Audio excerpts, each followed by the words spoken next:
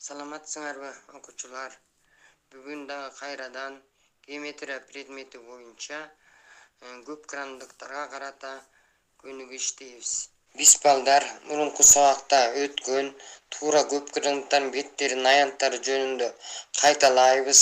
Ар бир көп крандыктар боюнча формулаларын жасабыз, таанышабыз. Кайрадан ошого карата көнүгүү иштейсиңер. Biz өтүлгөн сабагыбызды кайталай алалы. Кубтун бетинин аянтын билебиз. Бир жагы квадрат болгондуктан 1 граны s барабар a квадратка.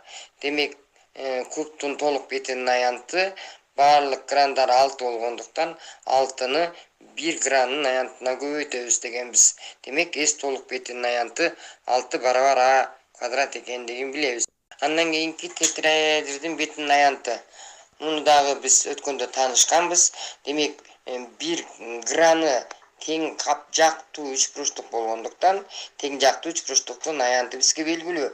S1 барабар a квадрат тамырасында 3 бөлүнгөн 2-ге. Демек, мында 4 грамм болгондуктан тетраэдрде анда биз 4кө көбөйтүп коебуз. Бул жерден толук бетинин аянты 2 тамырасында 3a квадратка барабар. Андан кийинки көп крандыгыбыз октаэдрди. Мунун бетинин аянты менен таанышалы. Мунун дагы 1 гранын алсак, бул дагы тең жактуу үч буручтук болгондуктан мунун бетинин аянтын билебиз дагы эле. S1 барабар a квадрат тамырасында 3 бөлүнгөн 2-ге. Демек, эми муну биз балдар 8ке көбөйтүп коебуз. Себеби 8 граны бар. S толук бетин табыш үчүн S толук бети барабар 4 тамырасында 3a квадратка барабар. Эми кийинки көп крандыбыз додекаэдрдин бетинин аянтын карайлы. Мунун 1 граны 5 буручтук болгондуктан 1 гранын аянты S1 барабар 1,72 a квадратка.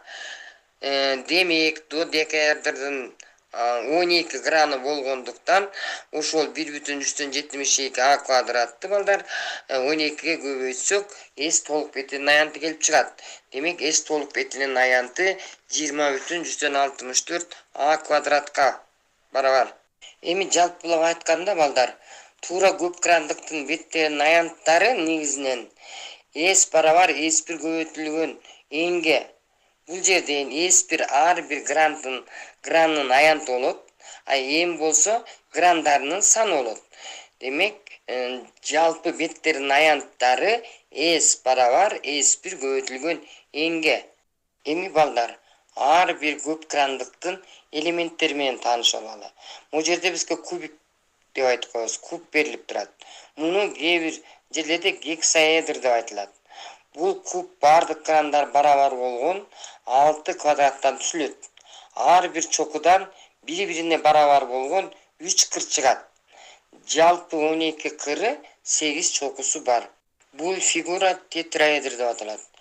Билдик. Тетраэдрдин барлык крандар барабар болгон туура 4 үч буручтуктан түзүлөт. Ар бир чокусунан барабар болгон 3 кыр чыгат. Тетраэдрдин 4 чокусу бар. Жана 4 граны бар. Бул фигура октаэдр деп аталат. Октаэдрдин бардык крандар барабар болгон туура үч буручтуктар. Ар бир чокусунан 4 кыр чыгат. Барлык кырлары барабар болот. Октаэдрдин 8 краны, 6 чокусу, 12 кыры бар. Андан кийинки фигурабыз икосаэдр. Икосаэдр бардык крандар барабар болгон туура 12 үч буручтуктардан түзүлөт. Ар бир чокудан бири-бирине барабар болгон 5 кыр чыгат. Додекаэдрдин 20 чокусу, 30 кыры бар. Бул көп крандык додекаэдр деп аталат. Додекаэдрдин бардык крандар барабар болгон туура 12 5 буручтуктардан түзүлөт. Ар бир чокудан бири-бирине барабар болгон 3 кыр чыгат. Додекаэдрдин 20 чокусу, 30 кыры, 12 граны бар. Балдар, көнүгүүгө көңүл бургула. Кубтун кыры 5 см, анын толук бетинин аянтын тапкыла дейт. Берилди. A барабар кыры 5 сантиметр экен. Эс 1 гранын аянтын таап алалы.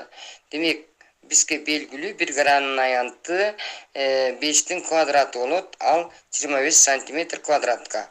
Демек, биз жогоруда айтып өткөндөй эле кубтун 6 граны болгондуктан ошо 1 гранын 6га көбөйтүп коебуз. Анда эс толук бетинин аянты келип чыгат. Демек, бул жерден эс толук бети барабар 25-ти 6га көбөйтсөк канча болот? 150 сантиметр квадрат. Демек, мунун бетинин аянты 150 сантиметр квадратка барабар экен. Эми экинчи көнүгүнү карайлы. Туура тетраэдрдин кыры А дейт. Бетинин аянтын тапкыла дейт. Чыгаруу. Туура 3 бурчтуктун аянтын таап алабыз. Ал бизге белгилүү. Барлык жактары барабар болгон 3 бурчтуктун аянтынын ар бир бурчу дагы 60 градуска барабар. Ошонун негизинде эс барабар 2/1 А квадрат синус 60 градусту жасап алабыз. Андан кийин бул жерден 2/1 А квадрат синус 60 градуста тамырасында 3 бөлүнгөн 2ге барабар. Булардын барлыгын көбөйтсөк барабар болот тамырасында 3 бөлүнгөн 4 А квадратка. Демек, тетраэдрдин аянты 4 граны болгондуктан 4кө көбөйтүп коебуз. Бул жерден 4 менен 4 кыскарып кетет. Барабар тамырасында 3 А квадратка.